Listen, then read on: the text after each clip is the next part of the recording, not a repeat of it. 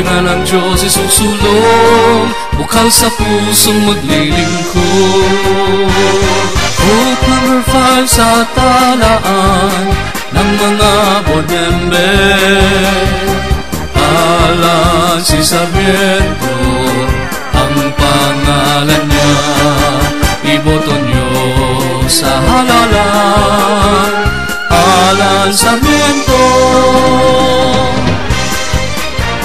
Sa darating na Mayo 13, huwag po nating kalilimutan, iboto Alan Sarmiento para board member sa ika-4 na distrito!